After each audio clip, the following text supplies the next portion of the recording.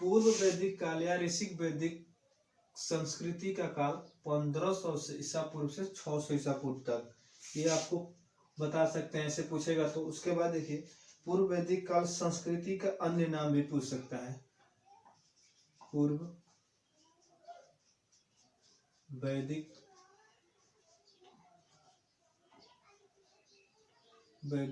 काल संस्कृति का अन्य नाम, ऐसे प्रश्न आ सकते हैं। संस्कृति का अन्य नाम आप भी इसे बता सकते हैं और पूछ भी सकते हैं, तो आराम से आप उसको बता सकते हैं। इसका संस्कृति काल जो होता है पूर्व वैदिक काल में संस्कृति काल के अन्य नाम इस तरह थे। अन्य नाम आर्य संस्कृति से जाना जाता था। आर्य संस्कृति इसे कहा जाता था। उसके बाद देखिए इसे प्रश्न आपको आ सकते हैं। और पूर्व वैदिक काल के मुख्य घटनाएं, यहाँ से भी प्रश्न आए जा सकते हैं। चलिए देखिए पूर्व वैदिक काल की मुख्य घटनाएं,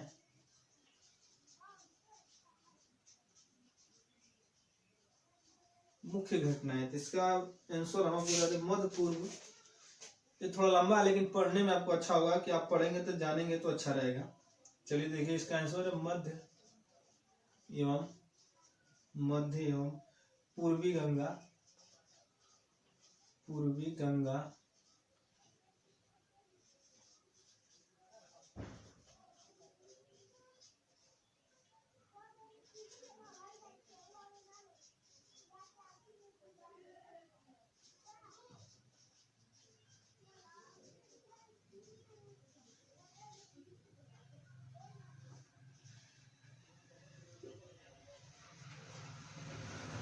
देखिए पूर्व वैदिक काल के मुख्य घटनाएं के बारे में बताता हूँ। मध्य एवं पूर्वी गंगा के मैदान में आर्य बस्तियों या जनपद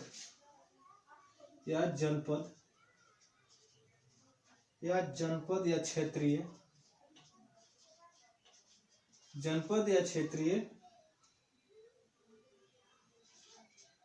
राजतंत्रों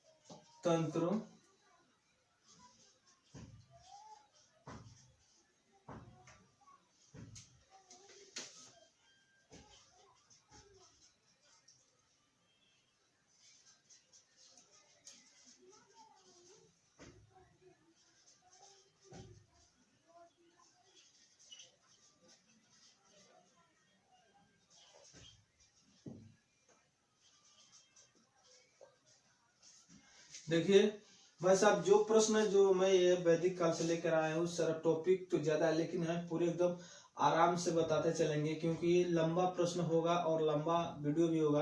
हम आपको बता, सिर्फ आपको ये पढ़ना है, इसको सिर्फ आपको पढ़ना है। मान लीजिए आपको पढ़ना है कि बता दे कि पूर्व वैदिक काल की मुख्य घटनाएं के बारे में बताए, तो आप बता सकते हैं कि मध्य पूर्वी गंगा के मैदान में आर्य बस्तियों का आना, जनपद क्षेत्रियों को, राजतंत्रों का उदय और बस्तियों चित्र, धूसर मृत्यभांड। ऐसे समय प्रश्न कहीं भी आए आपको दिखे तो आप उसको टिक लगा सकते हैं, ऐसे हो सकता है। और हम आपको बता दें कि हम जितने आराम से बता रहे हैं, सारे बड़े बड़े प्रश्न हम बता रहे हैं, जैसे आपको पढ़ने की क्षमता बढ़े और आगे चलकर आप अच्छा कर सके। हम आपको बता दें कि जितने भी प्रश्न यहाँ से आएंगे, इसमें से कुछ न कुछ आपको छाट कर कुछ अपने मन से जो प्रश्न आप बनाएंगे ना, जो अपने दिमाग से एनालिसिस करके प्रश्न बनाएंगे, वो कभी आप भूल नहीं सकते हैं। ये हमारा कहना है। लेकिन जो बना के प्रश्न आपको याद दिलाएगा, ये मान लीजिए बता दे आर्य का नाम बताइए, आर्य संस्कृति का नाम बताइए, ऐसे जो प्रश्न होते हैं वो काफी बच्चों को फेलियर साबित करते हैं, क्योंकि इतना रट्टा मारा दिया जाता है, इतना प्रश्न बना कर देते हैं सबकी, आपको वहां पर मन नहीं लगता, कोई भी प्रश्न याद नहीं होता। आप इसको पढ़िए और इसको सिर्फ अपने मन से, सारे किताब से हम बता रहे हैं आपको, ये अपने मन से इसको पढ़िए और अपने मन से इसमें से प्रश्न खोजिए और बनाइए।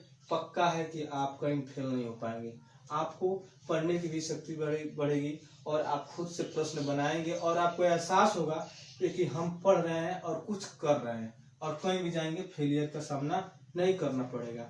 नहीं तो आप वो कोचिंग के प्रश्न बनाए हुए एमसीक्यू से लेकर आप याद करते रहिए, ये तो आपके ऊपर है। चलिए हम तो ऐसे ही पढ़ाते हैं, लेकिन देखिए उसके बाद ये 3 प्रश्न आपका हो गया। उसके बाद देखिए आर्यों का, हम आपको खंड भी ध्यान दिए हैं, आर्यों इसमें भी खंड करके हम बता रहे हैं, लेकिन ये पूरे टॉपिक वाइज है, आपको सिर्फ देखना है और पढ़ना है, आपको ऑटोमेटिक समझ में आ जाएगा प्रश्न कहाँ से आ सकते हैं। देखिए आर्यों की भारत में सर्वप्रथम बस्ती कहाँ थी? आर्यों की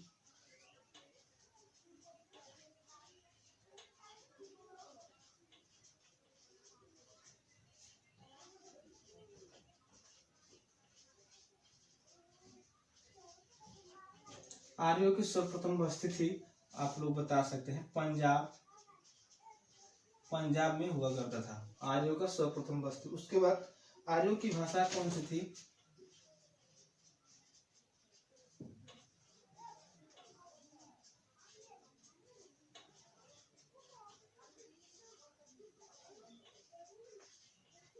आर्यों की भाषा संस्कृत थी, संस्कृत था।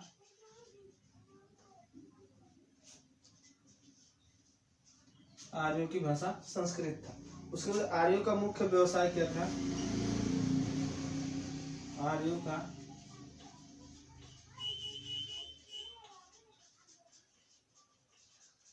आर्यों का मुख्य व्यवसाय क्या था?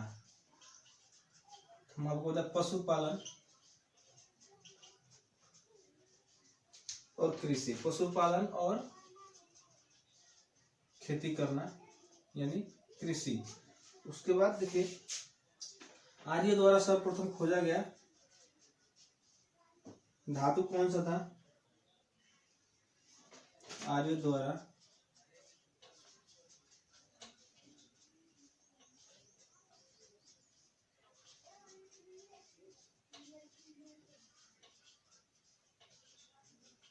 आर्य द्वारा खोजा गया सर्वप्रथम धातु कौन था? तो हम कौन सा था, सॉरी हम आपको बता दें, ये धातु था आपका लोहा।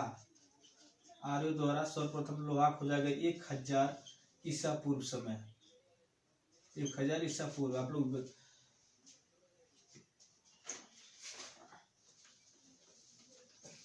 उसके बाद पूर्व वैदिक काल के राजनीतिक व्यवस्था, आप इसको भी देख लीजिए, हम आपको हेडिंग से समझ पता चले। पूर्व देखिए आपका हेडिंग ही होगा, समझ लीजिए पूर्व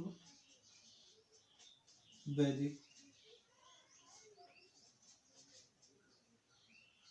पूर्व वैदिक काल के सामाजिक पूर्व वैदिक काल की राजनीतिक व्यवस्था, पूर्व वैदिक काल की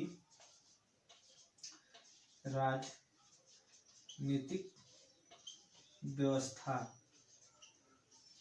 ये आपका हेडिंग होगा, समझ लीजिए इसका, ये आपका हेडिंग हो। आज हम इसके बारे में बताएंगे कि पूर्व वैदिक काल में राजनीतिक व्यवस्था कैसा था। चलिए देखिए, सबसे छोटी प्रशासनिक इकाई को क्या कहते थे? वहां पर प्रश्न चालू हो गया। चलिए देखिए, सबसे छोटी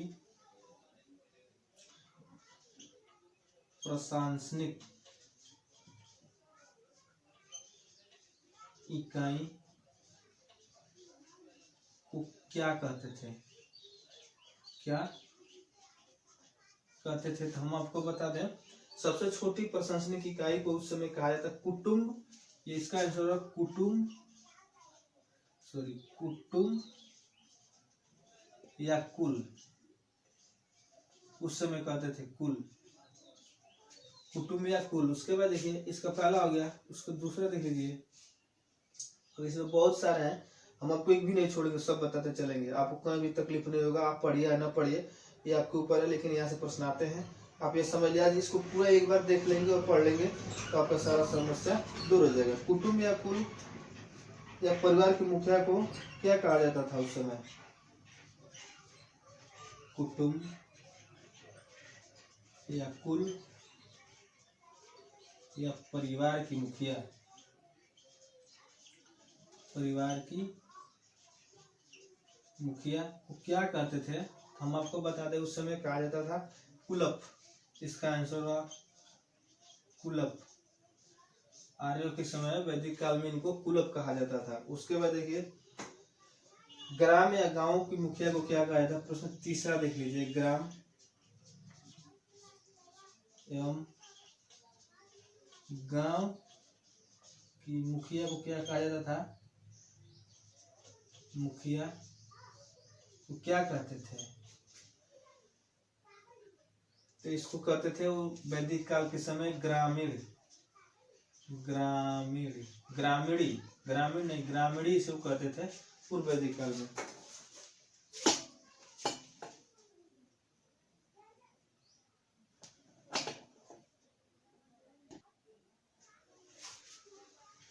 देखिए दोस्तों तीसरा देख लीजिए, ग्राम या गांव की मुखिया को क्या कहते थे वैदिक काल के समय, तो इनको ग्रामीणी, ग्रामीणी कहा जाता था उस समय। ये देख लीजिए, अनेक कुटुंब को मिलाकर बनी इकाई को क्या कहते थे, चौथा अनेक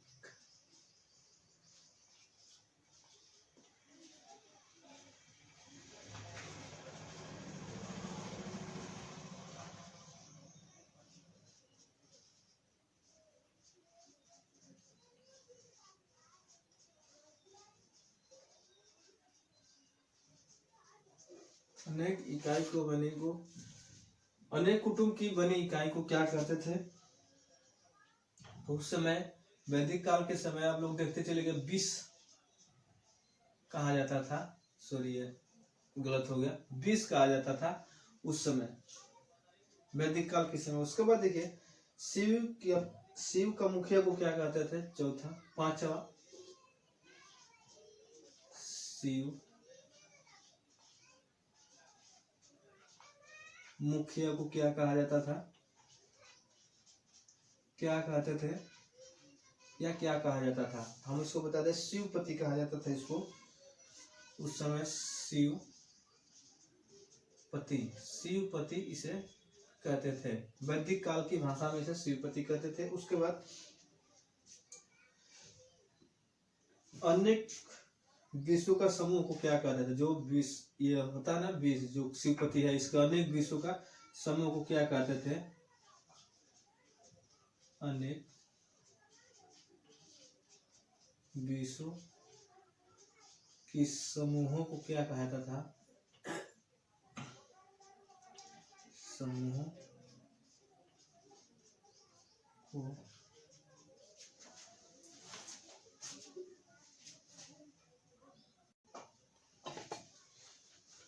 क्या कहते थे, तो इसका आंसर हुआ, इसको कहा था जन या कबीला, जन या कबीला, इसे कहते थे जन या कबीला। उसके बाद देखें जन या कबीला की मुखिया को क्या कहते थे, जन या कबीला की मुखिया को क्या कहते थे, मुखिया को क्या कहते थे, हम आपको बता दें राजा या राजन, राजा या राज, सॉरी राजन नहीं राजा या राज, उस समय कहा जाता था। उसके बाद देखिए ऋषिक वैदिक काल में राजाओं का अन्य नाम क्या था, ऋषिक वैदिक काल में राजाओं का अन्य नाम क्या था, राजाओं का अन्य नाम क्या था, अन्य नाम क्या था, तो हम बता दें आपको, देखिए यहां से गोपति, उसके बाद जन, राजन, इनके राजाओं के वैदिक काल के समय अन्य नाम थे। उसके बाद देखिए न्याय करने वाले जनतंत्रिका की संख्या को क्या कहते थे, संस्था को क्या कहते थे, न्याय करने वाले जन तंत्रिका को क्या कहा जाता था, क्या कहते थे, तो इसको कहा जाता था उस समय सभा, इसको कहते थे सभा। उसके बाद ऋषिक वैदिक काल में सभा का नाम क्या था, 10 देख लीजिए, ऋषिक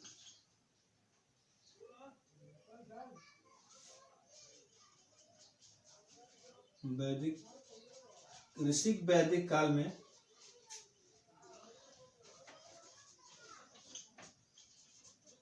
सभा का अन्य नाम क्या था? हम आपको बता दें नाम क्या था। तो इसका था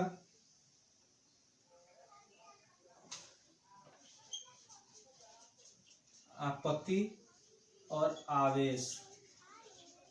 आपत्ति एवं आवेश इसे कहा जाता है। प्रश्न पूछा गया है इसका, वैदिक कालों में राजनीतिक व्यवस्था को क्या कहते थे?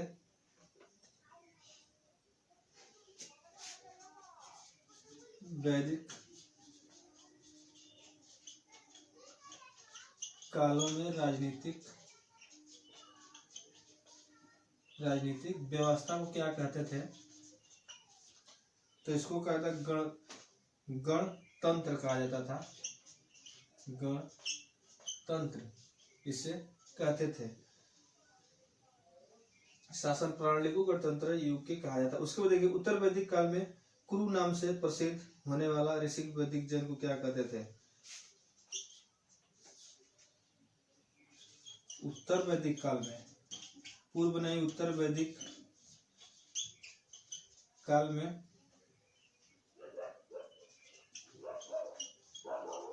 कुरु नाम से प्रसिद्ध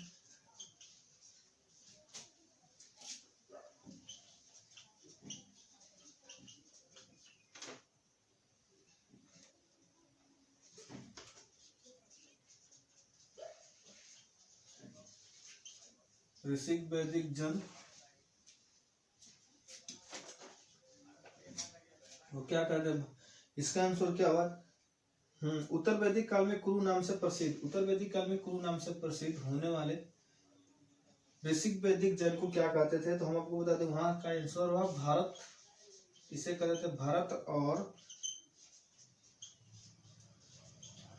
पुरु। भारत और पुरु, ये उसका आंसर है। उसके बाद देखिए, जन के बदलने जनपदों की स्थापना काल, यानी जन को जो बदला गया था, जन, ये देख लीजिए, जन जनपद समझ लीजिए, जन के बल, सॉरी, जन के बदले, बल नहीं, बदले जनपदों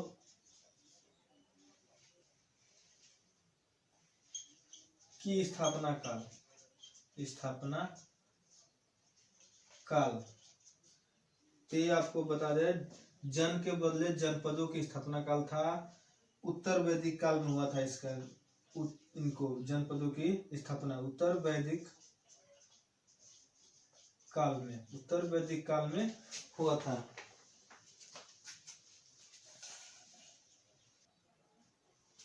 चलिए, वो तो आप समझ गए। उसके बाद देखिए, वैदिक युग के सभा का नाम क्या था? वैदिक काल युग के सभा का नाम क्या था?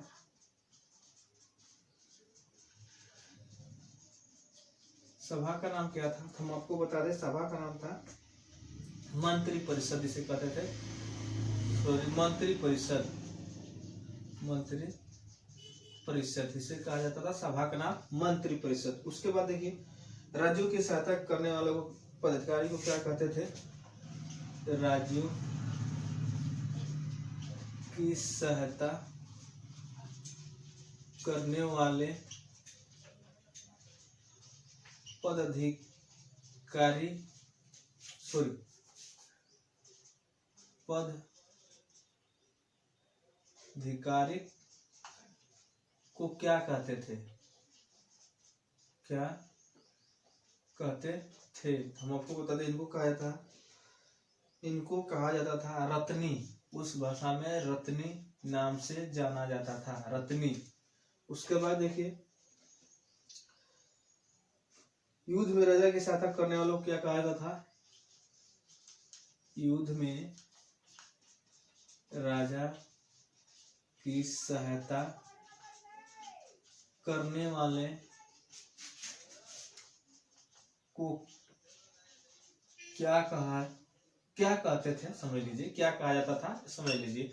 थोड़ा हम वैसे नहीं पढ़ाते हैं, आपको सारा बताते चलेंगे। उसके बाद इसको राज्य में क्या कहा था, सेनानी कहा जाता था।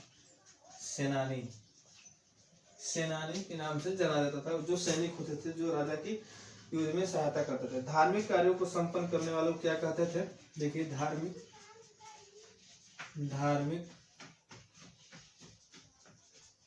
कार्यों को संपन्न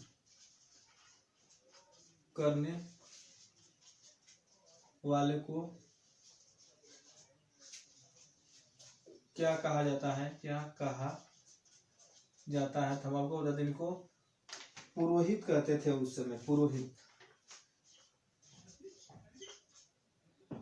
पुरोहित, इनको पुरोहित कहा जाता था उत्तर वैदिक काल के समय। उसके बाद देखिए पुरोहित का था राजों के उत्तराधिकारी के लिए, राजा की उत्तराधिकारी के लिए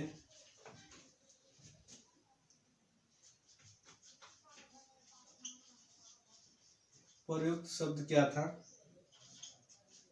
प्रयुक्त शब्द क्या था, हम आपको बता दें, युवराज। इसको युवराज कहा जाता था, लिख लीजिएगा, युवराज कहा जाता था। उसके बाद राजा की पटरानी को क्या कहते थे, राजा की पटरानी को क्या कहते थे, राजा की पटरानी को क्या कहता है, महर्षि कहा जाता था। महर्षि, राजा की पटरानी को महर्षि कहा जाता था। पशु के पासा जो होता था, पासा एक खेल है, पासे के खेलों में राजा के सहयोगी को क्या कहा जाता था, देखिए पासे के खेलों में राजा के सहयोगी को क्या कहते थे, सहयोगी को क्या कहते थे, हम आपको बता दें, इसको कहा था अछवाप।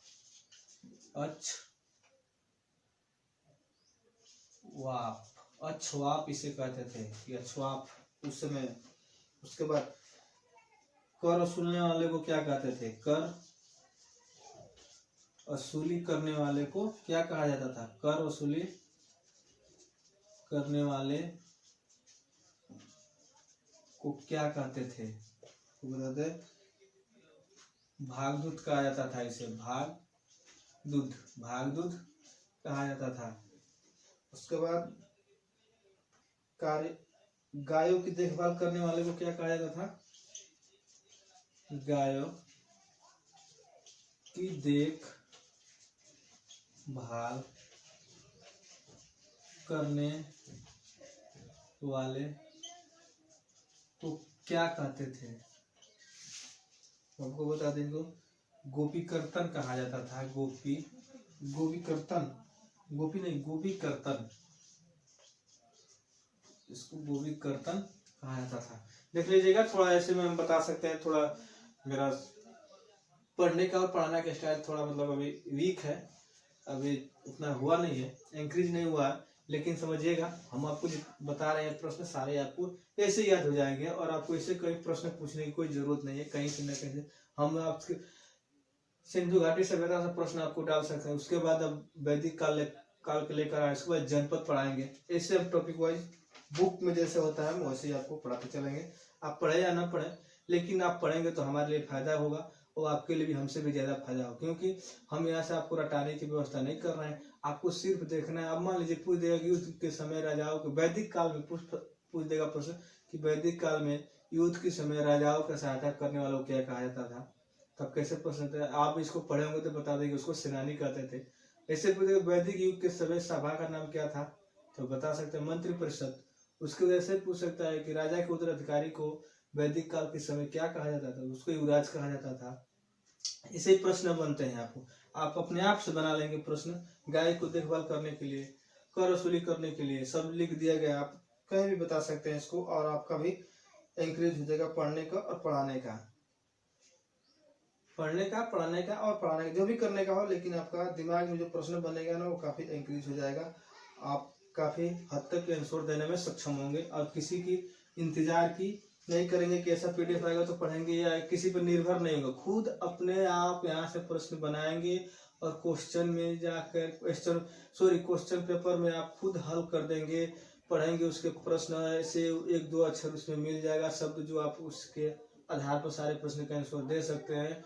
आपके कोई वो छोटे छोटे एमसीक्यू दोहराने, जब से ये दोहराने वाला आया है ना प्रश्न, जैसे कौन क्या है कौन ये है, वो बच्चों को याद होना बिल्कुल भूल गए हैं सब बच्चे, ऐसे भूलते चले जाते हैं। पहले इतना ज्यादा पढ़ाया जाता था कि रटा दिया जाता था, और जितने भारी से पढ़ाएंगे, जितने मेहनत करके पढ़ेंगे, उतने आपको याद होने में सहायता होगा। बड़े बड़े सारांश लोग याद कर लेते थे, इस समय तो 5 अक्षर का कोई आंसर प्रश्न नहीं याद हो रहा है, सिर्फ रट्टा पर चल रहा है। इसीलिए हम बता रहे हैं कि थोड़ा तो मेहनत है हमारे पढ़ने में, और हम थोड़ा बड़ा वीडियो होगा लेकिन थोड़ा थोड़ा कर भगा कर भी देखेंगे, तो आप इसे पढ़कर जाइएगा, आपको कभी परेशानी नहीं होगा। मेरे बात को समझिए, और नहीं तो आप बड़े बड़े इंस्टीट्यूट देखते ही हैं, क्या मुझे दिखाना थोड़ी, आप जाकर पढ़िए, इससे मुझे कोई बात नहीं है।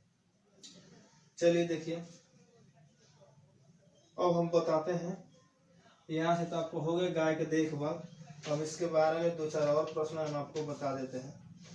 चलिए देखिए, सबसे पुराना या सबसे पुराणों की संख्या कितनी थी, देख लीजिए। पुराणों की संख्या सब कोई पूछता है, लेकिन हम आपको बता देते हैं। पुराणों की संख्या 18 है।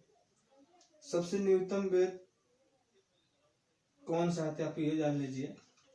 वेदों के बारे में बता देते हैं। सबसे न्यूनतम वेद कौन सा है, तो इसको अर्थवेद कहते हैं, अर्थवेद के नाम से जाना जाता है। उसके बाद देखिए, गायत्री मंत्र का सूत्र किसमें मिलता है, गायत्री मंत्र का स्रोत किसमें मिलता है, हम आपको बता दें, ये मिलता है आपका ऋषिक वेद में। देखिए, आप तो लोग जानते होंगे ऋषिक वेद में, लेकिन हमको बताना जरूरी है कि आप लोग कहेंगे कि बताए नहीं।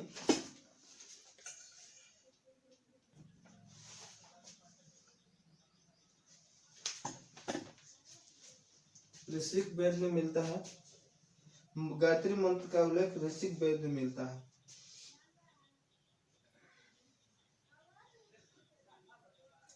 और सबसे प्राचीन वेद आप लोग जानते होंगे ऋषिक वेद, सबसे प्राचीन वेद ऋषिक वेद, ये भी जान लीजिए। उसके बाद पुराणों की संख्या 18, और सबसे प्राचीन पुराण कौन सा है, ये भी जान लीजिए। सबसे प्राचीन पुराण कौन सा है, तो हम आपको बता दें, सबसे प्राचीन पुराण हुआ है मत्स्य पुराण। मत्स्य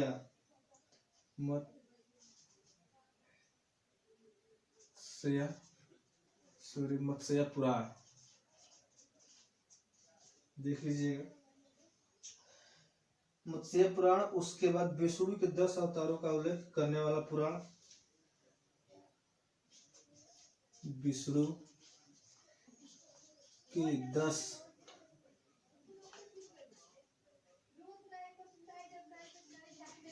अवतारों